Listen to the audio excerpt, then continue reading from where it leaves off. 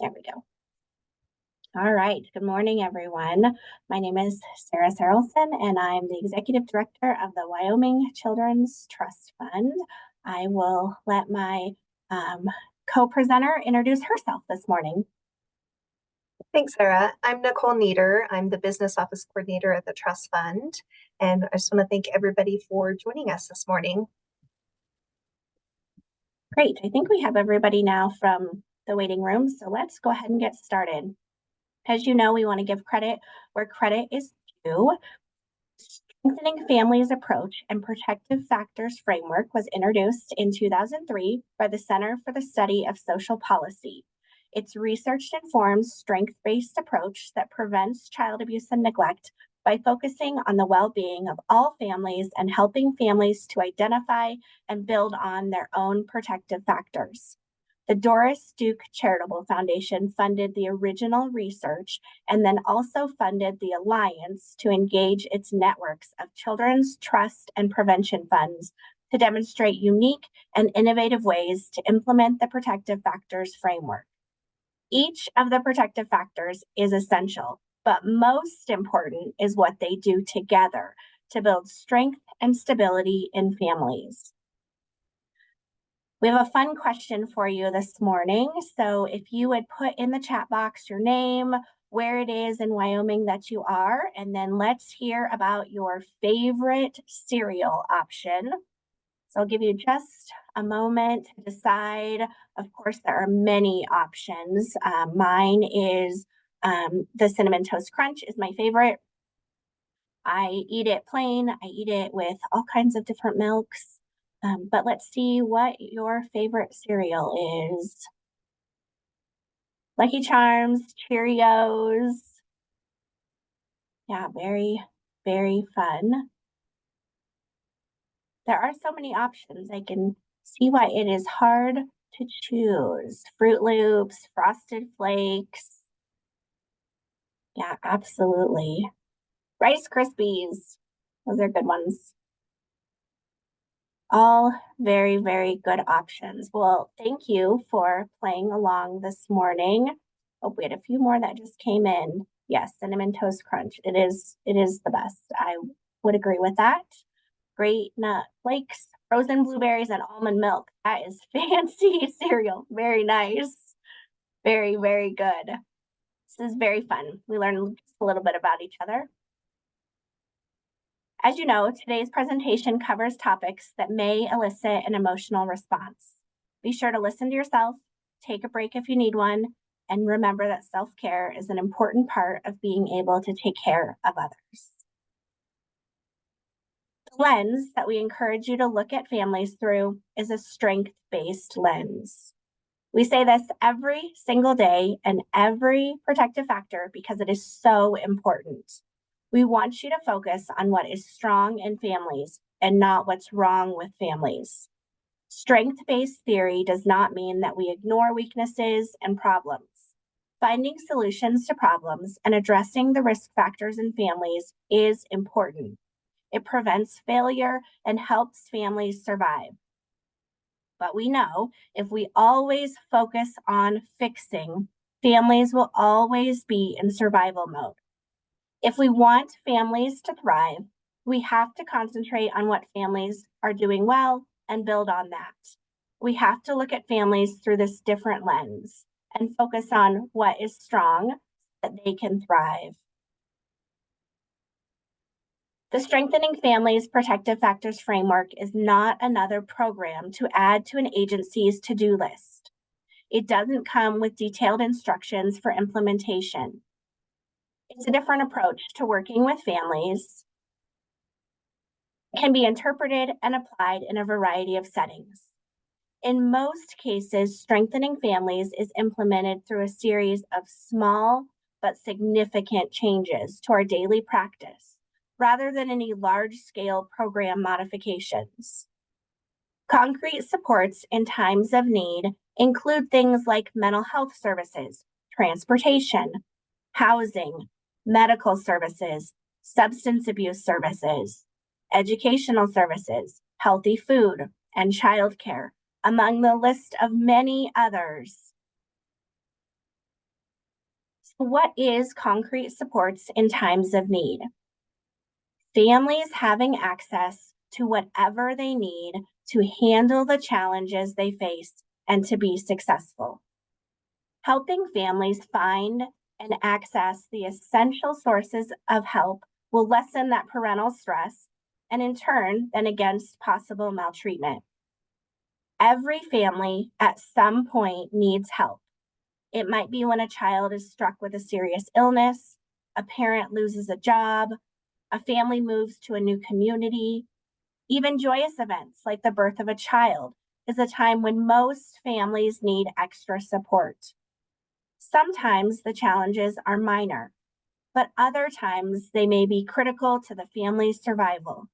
And no matter what the level of need, help from relatives, friends, organizations, churches, and a variety of other sources can be a lifeline for a family in need.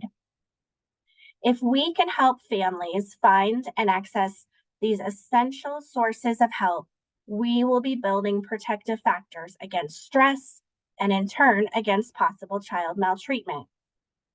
In the protective factors framework, concrete support in times of need means families have access to whatever they need to handle the challenges they face.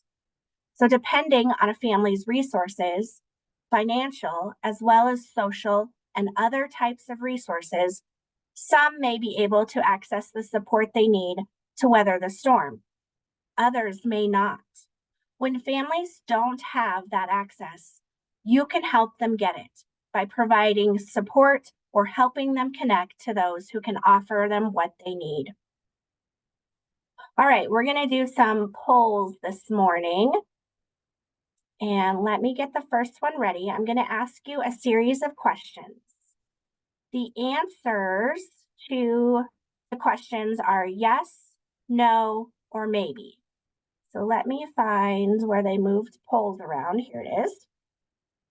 All right. So the first question that I'm going to ask you is, you are in the library and decide you need to use the restroom. As you enter, you notice two other people are also in there. You go in the stall, use the facilities, and realize that the toilet tissue holder is empty. In this situation, would you ask for help? So I'll give you just a moment. So you're in the bathroom, you need toilet paper. Do you ask for help? It's anonymous, so I don't know who's answering what. So go ahead and put your answer in there.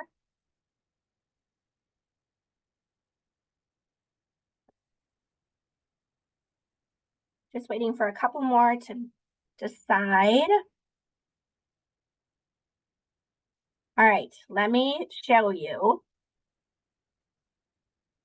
So a little less than half said yes.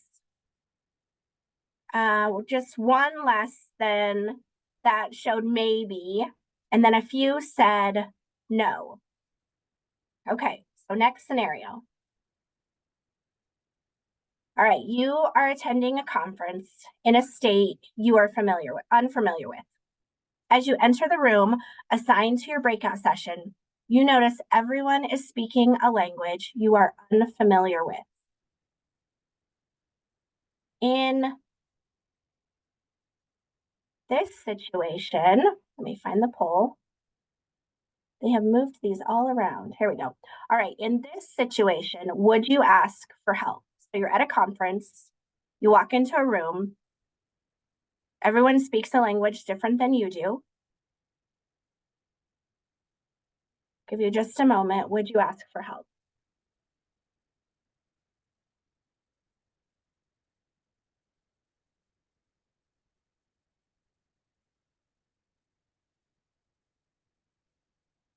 All right, last chance to answer.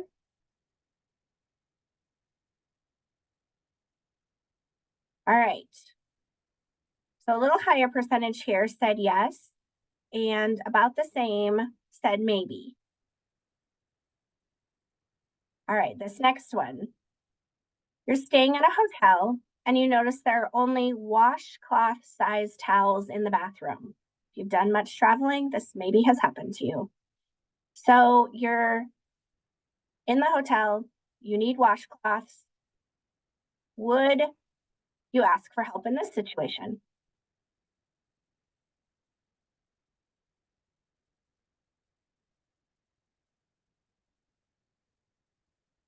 All right, give you just another moment to decide.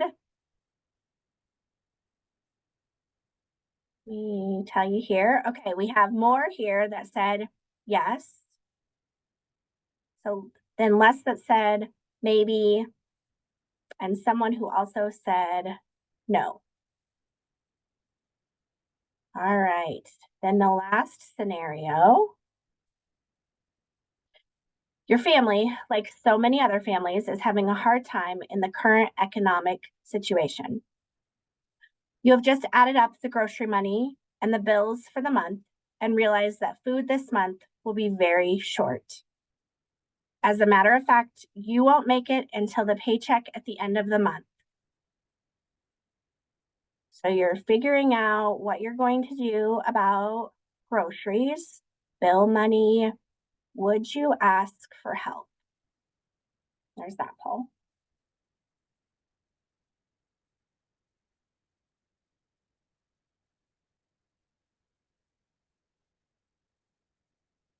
Give you just another moment.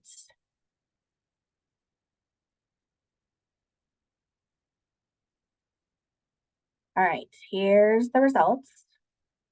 So the same amount said yes, that said no. And then a few of you said maybe. So who would you ask for help? And for those of you who said no or said maybe, what might make it easier for you to ask for help, or what did you not know in the situation? Who's willing to share a little bit about your decisions?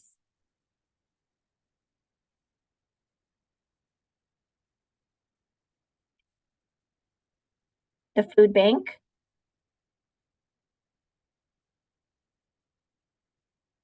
resources that you know of.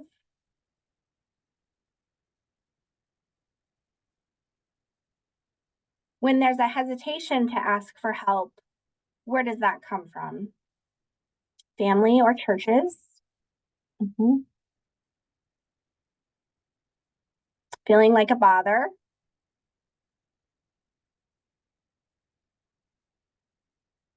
Yeah, putting our needs on someone else, sick of hearing no.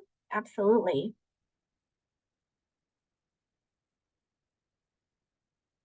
Yep, for sure. Fear of being let down, feeling of independence. Yes. Asking for help is no small action. Pride, burdensome to others.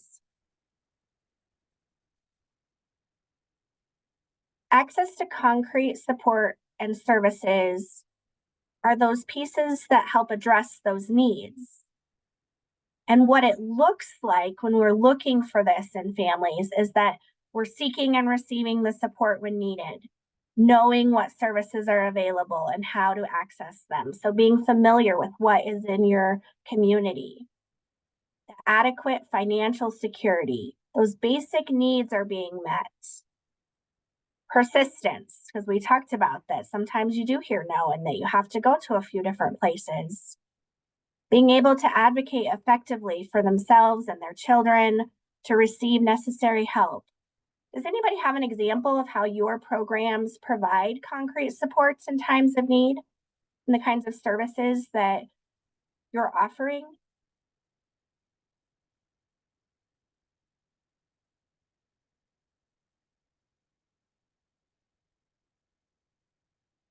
Feel free to use the chat box if you don't want to come off of mute this morning.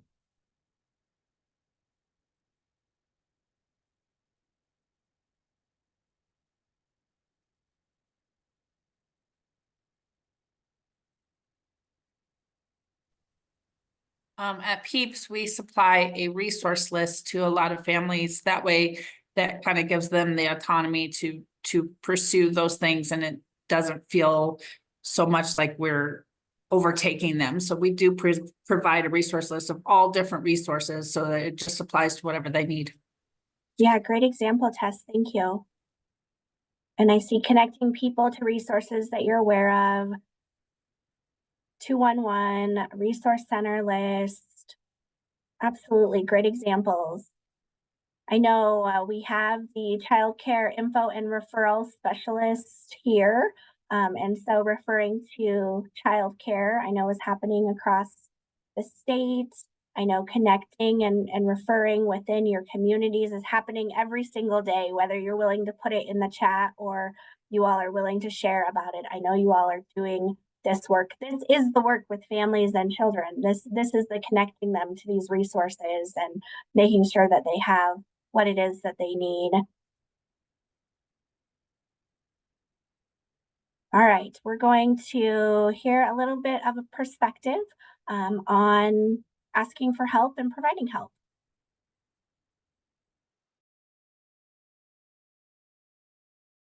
How many of you think you want to be more vulnerable and dare greatly? How many of you are comfortable asking for help? Yeah, right. Good. Yeah. That was awesome. Then it sucks. Yeah. Asking for help from whom? Right. How many of you had rather give help than ask for help? Okay, so let me just ruin this for you. When you cannot ask for help without self-judgment, you are never really offering help without judgment. So if Stand up and tell the truth. Okay, let's hear that one again. I gotta write that down. no, I hear it better when I write it down. this one was devastating for me because where are my social workers? Yes. Hello. Okay, so we're professional help givers. But how many of us are good at asking for it? Here's the bottom line. Ready?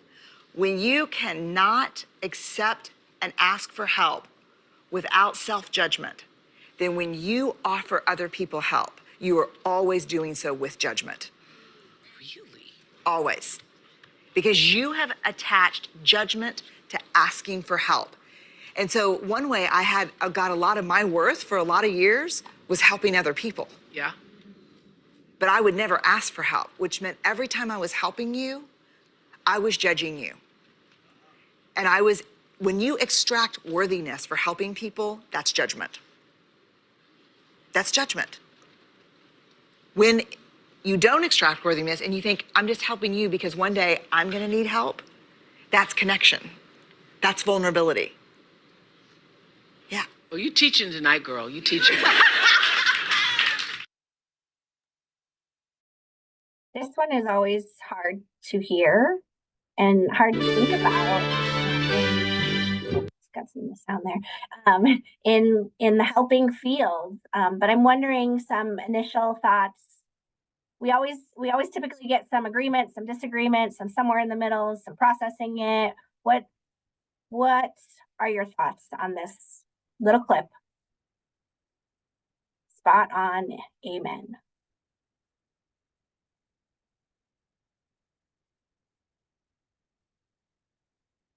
Anyone wanting or willing to share sort of what this brought up for you, or definitely hard to hear?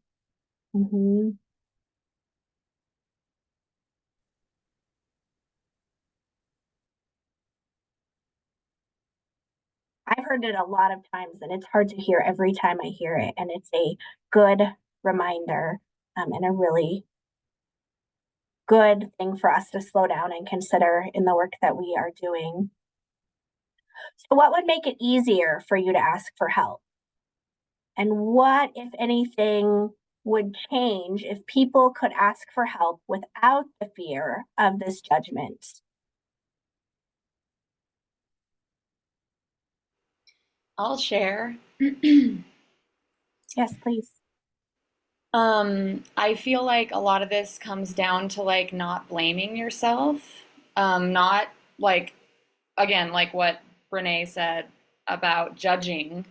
It's like if we can remove guilt and blame and judgment from ourselves, then we're not gonna guilt and blame others. So then it's not going to go back and forth. So if we're able to just be like, yeah, this is the help I need without any judgment, whether it's uncomfortable or not, that can help, I think, kind of eliminate how it can go back and forth between people. Because like she said, if we're not willing to ask for help, then we're going to judge other people when they ask for help. So I think there's a level of accepting a situation without needing to take blame or to place blame on them or yourself. So, yeah. Thanks, Tilly. That was great. Anybody else want to share? I will. Hey, Sarah. Jasmine, thanks. I apologize, everybody. I have newborn twins, so if they squawk, that's it. Can't help it. But in my women's empowerment group last night, we were actually just talking about this and how, some of it's inherited. And so much of it too comes from how many hats, and specifically talking about women here, we all wear. So we kind of put the expectation on ourselves to be able to, keep no dishes in the sink and go to work and hold life together. And it's really that appearance of like seeming fine and doing well and thriving and, girl boss stuff, when really like we need help. And we're so far removed from the kind of tribal support system that human beings really need to thrive. They say like it takes a village to raise a child, but really I think it takes a village to support a mom.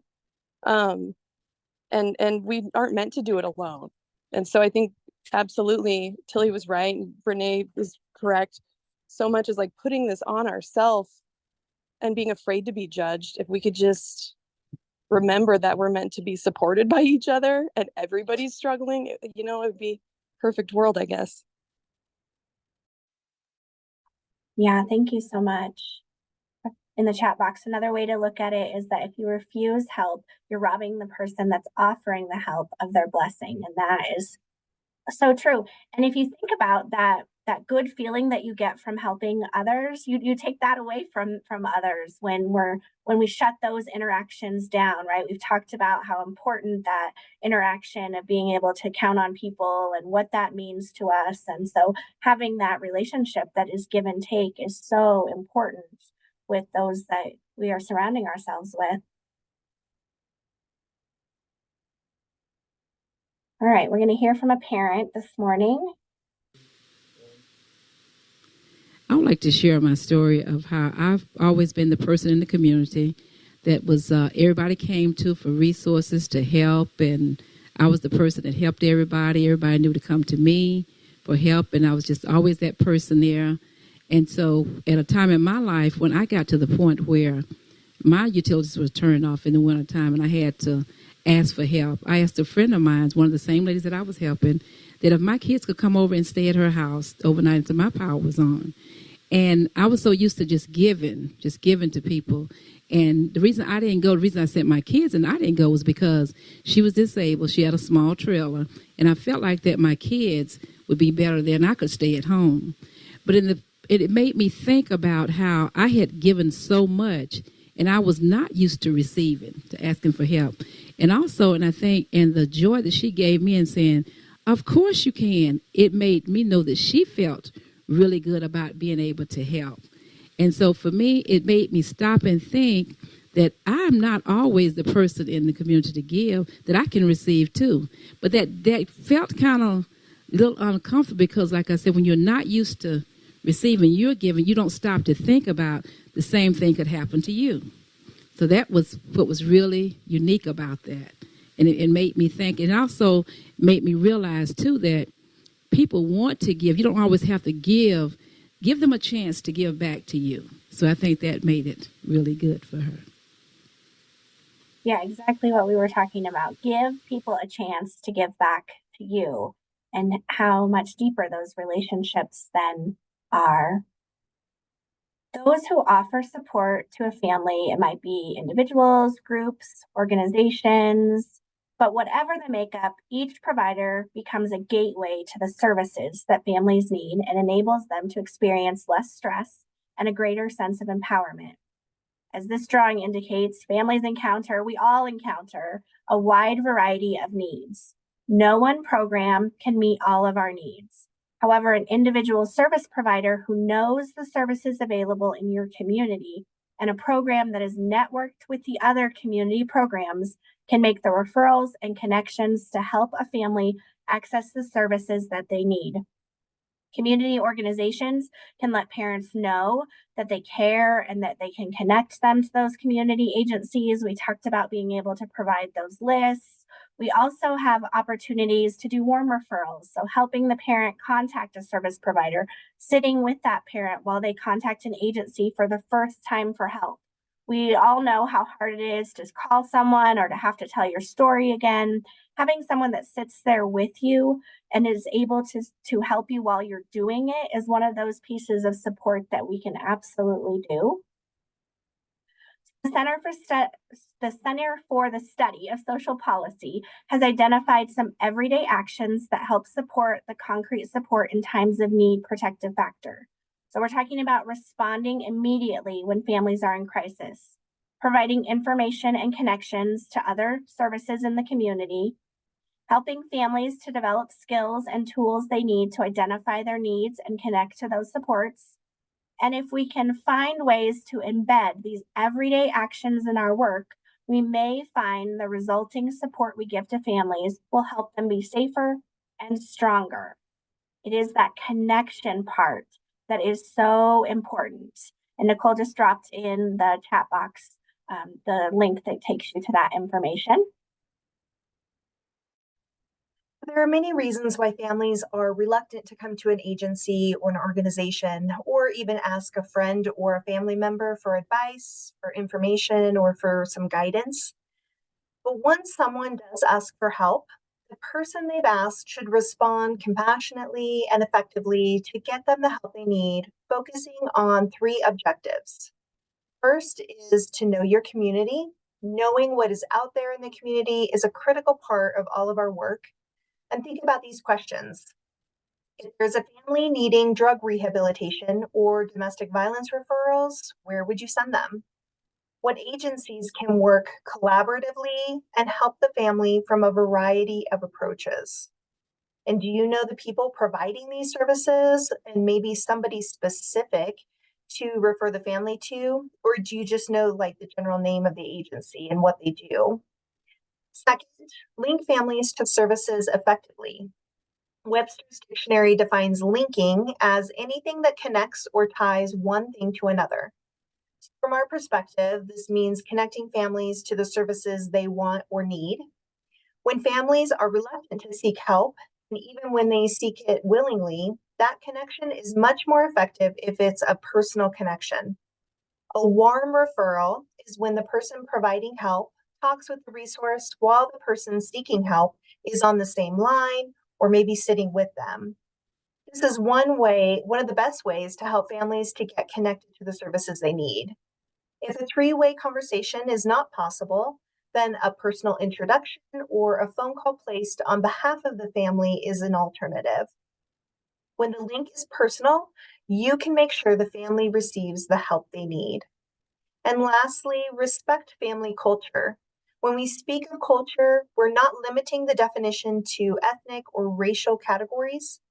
Culture can apply to age, gender, sexual orientation, religion, and community attitudes. We live in a nation where hundreds of languages are spoken and where cultural diversity is a hallmark of who we are. But sometimes diversity can be a barrier for families seeking services. Bridging the gap between the families and the services. Families can feel uncomfortable asking for help, but for some, the traditions of independence and a strong sense of pride make it even more difficult to request help outside of their family. In those instances, we need to find ways to bridge the gap between the family and the services that they need. And we can do that in a few different ways. Start by asking questions and listening for cues from families about the types of supports that would make them feel comfortable. See if you can connect them with providers that work specifically with their cultural community. and talk to them about their experience with other providers and help them understand the approaches that are different from ones they've maybe used in the past. And try looking at this program strategy, observe and respond to early warning signs of abuse or neglect through a different lens. Being alert to early warning signs of child abuse and neglect can be a positive rather than a negative. The observing and responding to early warning signs is something most of us are used to doing, sometimes even very naturally. When we begin to hear a screechy sound in the car every time we step on the brake pedal and notice that the car seems to take a longer time to come to a stop, we recognize that as an early warning sign that our brakes are not working right. If we don't do something soon, something bad could happen. We respond to those signs by taking the car to a mechanic.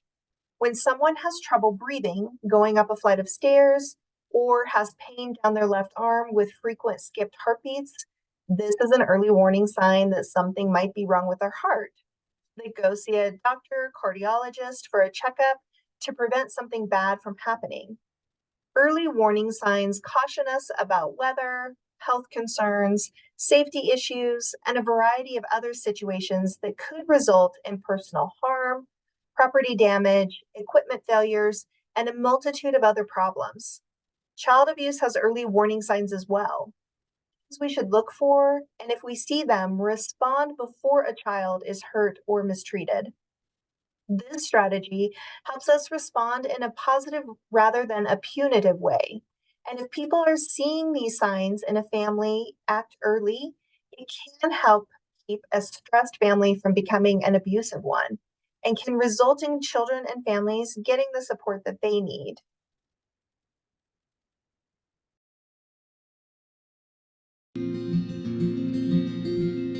Come on, Marcus. Didn't you hear me? Marcus, pick up the bear. Don't fuss at me, young man. You're the dummy who dropped it. Come on. Hi, Connie. Tough morning. Don't get me started. I understand. What can I do to help? Just take him off my hands, please. Sure. We're always glad to see Marcus. Remember that puzzle we started yesterday? It's waiting for you. Why don't you go with Miss Shanika? I'll be along in a minute. Bye, baby. Gee, Connie, I hate to see you so stressed. And it's stressing out Marcus, too. I think we need to talk about whatever's causing all this. Gail, no offense, but I do not have time for a therapy session right now. I'm already late. I know, and I hear you. I won't keep you, but why don't you give me a call this afternoon? Look, if you're like a lot of other families here, we can probably help with whatever's causing all this.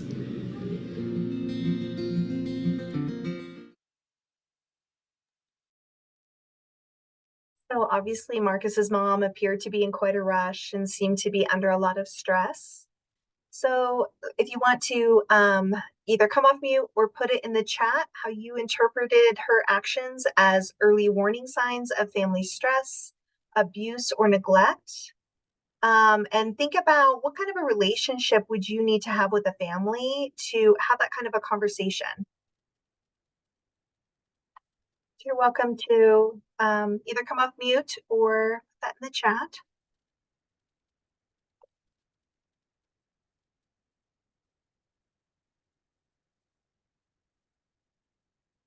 Very overwhelmed. I agree with that. Yes. So also think about, how do you think the teacher's greeting of Marcus and that kind of a little extra attention to Marcus, how do you think that made Marcus feel in that moment of his mother obviously being very stressed and rushing? Supportive approach to find solutions rather than judgment. Yes, clearly stress, projecting that stress onto Marcus. Yeah, great responses. So also think about in the world that we live in, the people you interact with, what would the world be like if more people who are educators, clergy, neighbors, family members who are connected to the stress and to the safety of our children, if they responded a little bit more like that teacher and maybe just reached out when they were seeing those moments of stress in a parent. Some warning signs that a family may be in need of support can include parents who are short-tempered or impatient with the child, with their partner, or just others in their lives. A child or parent detached and not responsive to each other. Signs of financial stress, such as difficulty paying bills or managing drop-off and pickups, and children who are left unsupervised. Recognizing these signs listed on the slide provides you with an opportunity to open an important conversation with the family and to address the issues before they can lead to abuse or neglect. This is not meant to imply that every parent exhibiting these behaviors is likely to abuse their children, but it is likely that every parent exhibiting these behaviors could benefit from a little help and support. And unfortunately, families do not always encounter someone who can get them the help they need before they get to the point of abusing or neglecting their children. The early warning signs that tell us that physical, sexual, or emotional abuse or some form of neglect might be occurring or have the potential to occur are isolation of the child or the family. This is a common early indicator that child maltreatment might occur due to the child or family's lack of participation in school events, church, or community events. Secrets are best kept when the interaction with friends, peers, neighbors, teachers is kept to a minimum. Next is personality changes. Children who are normally outgoing and curious may become quiet, withdrawn, and introverted when situations around them become frightening or confusing. Other children may begin to act out and become aggressive. These dramatic changes in young children or adolescents usually indicate that something is wrong. They can become common early indicators of physical, sexual, or emotional maltreatment. An unusual presence of fear or apprehension. Who are experiencing abusive situations may often be fearful or excessively apprehensive of new people, specific places, or situations which are normally non-threatening for other children. And lastly, hypervigilance. Most children do not spend a lot of time or energy focusing on the adults around them, but children who feel powerless or vulnerable are often quite vigilant, aware of the possibility of imminent danger. This is especially true in situations involving domestic violence, where adults can explode with aggressive behavior and children must always anticipate a safe retreat. Many of the signs discussed on the previous slide that can indicate child maltreatment before it's occurred or even at its earliest onset. And below are some of the signs and symptoms that abuse may already have been occurring. So first is neglect, which can include signs of malnourishment, poor hygiene, unattended to physical or medical problems. Physical abuse, which can be unexplained bruises, burns, welts, or clothing worn to cover bruises. So like somebody wearing very long sleeves, long pants, even in the heat of the summer. Sexual abuse that may be present as pain, bleeding, redness, or swelling in the genital area, and inappropriate sexual play with toys, with themselves or with others, or age-inappropriate knowledge of sex.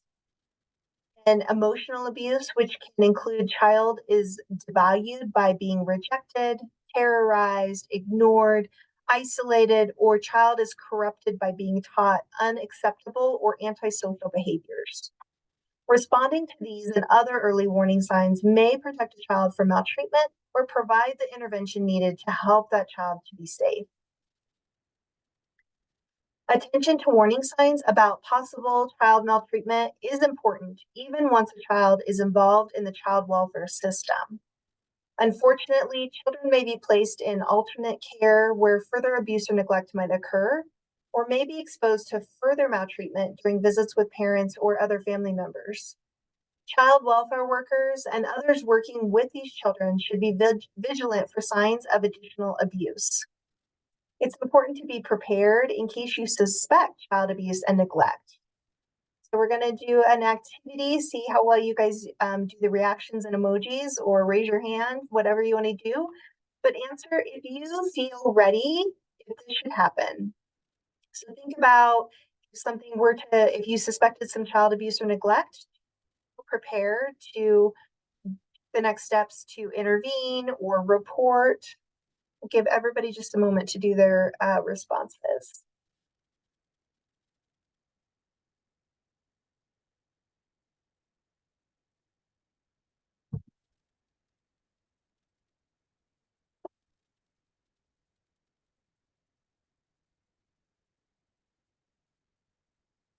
Okay, so think about the following information and maybe just make a note to yourself about how you could improve your readiness if you don't feel prepared in all of these areas. So think about, do you understand your state's mandatory reporting laws? Do you know who in your program you can talk with if you suspect there's abuse or neglect in a family that you're working with? Do you know your program's protocol for making a report? And have you practiced talking with parents about difficult issues? So if you don't feel prepared in all of those areas, those might be some things that you could work on or plan ahead. And of all the forms of abuse, this one perhaps is the most prevalent. It's known as the hidden form of child abuse and neglect. It's also the one most often addressed and not reported. Dr. James Cabarino, I always struggle with his name, has done some of the important work on emotional abuse and neglect. The categories he refers to in defining emotional abuse are rejecting, which refers to the fact that the child is treated as though they are not valued or does not matter to their parents, to their caregivers, or to really anyone in their lives. Terrorizing is a form of abuse involving threats. Children are especially vulnerable to this form as it threatens harm to them, to those who they are close to, that they love, or possibly to their pets. And telling children about extreme punishments or terrible outcomes is almost unbearable for them to understand or to process. Ignoring is often passive and involves neglectful behaviors. For example, with an infant, it may start with not returning a baby's smile, not interacting in ways that encourage normal childhood development. These reactions stifle a child's emotional and intellectual growth. Isolating is especially painful for children as it reinforces the idea that they are not alone in the world, that they are all alone in the world, and they are not a part of anything and not important to anyone or anything around them. And lastly is corrupting, and it's a subversive form of abuse where children are taught unacceptable or antisocial behaviors.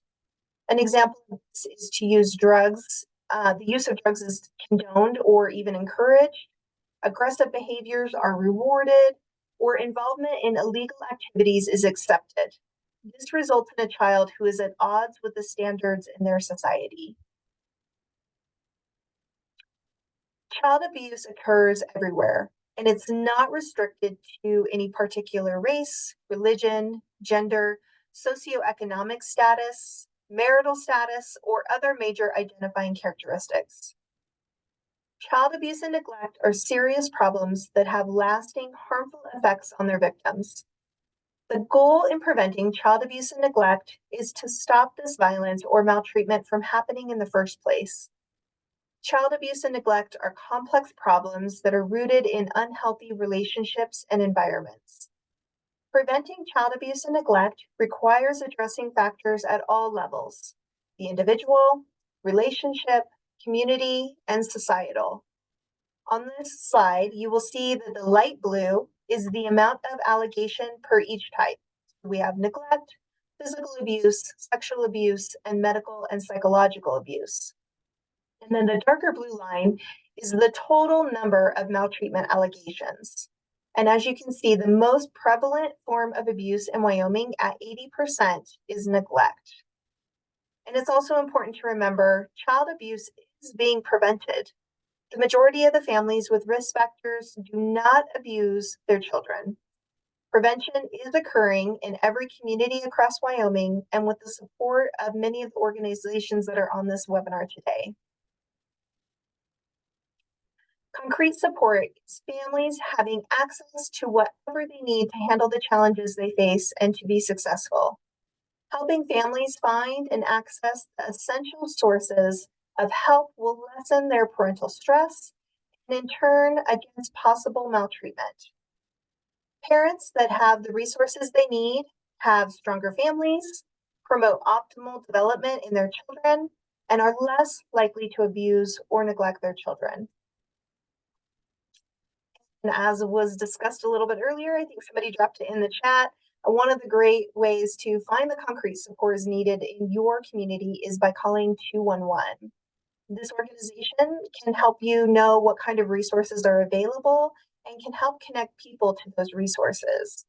As you can see on this slide, there's several ways to connect people, to connect them to the Wyoming 211. One way is to call with the phone if you prefer phone calls. This will connect you to one of their community resource specialists who they can dialogue with. And another option is texting. If you're more comfortable with that, all you have to do is text your zip code to the number 89211. Or if you prefer, you can also go to their website, the wyoming211.org, and search for resources yourself. This is what the page looks like that will come up, and you're just going to click on that red search resources button on the left side of the screen. And once you click that, this is the page that's going to pop up where you can put in your location and what resources you're looking for.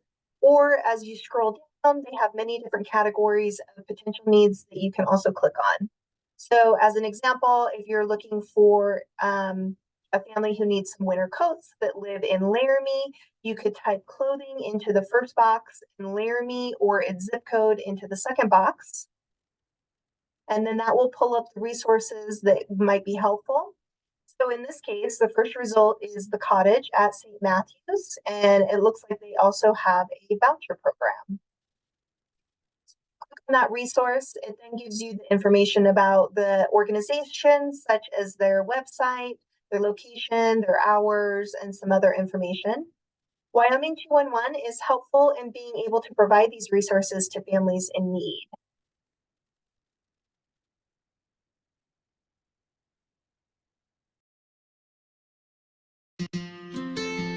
My parents have been married for 38 years. I have a college education and a husband. I was married when I had my first kid. I have everything on paper that you need to be a successful adult. But then I had my first child and he was premature. And I had no concept of how becoming a mom was going to affect my body, my mind, my emotions. I don't know what's going on. This child will not eat. He will not stop crying. And he wasn't gaining enough weight.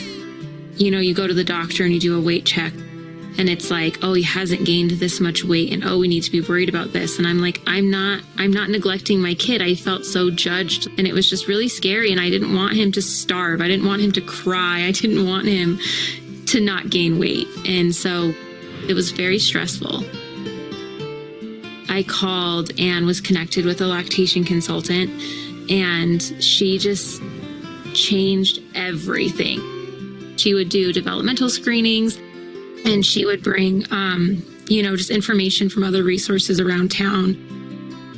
Like, I don't think I would have asked for help if it hadn't literally been for the life and safety and health of my child. I couldn't figure out what he needed, and I needed her in a way that I had no idea. And she's been a part of baptisms and birthdays, and she really just has become this like beautiful support for our family. I studied child development in college. I felt like I'm smart, educated, independent woman. I can do it. I don't need anyone, except for I did.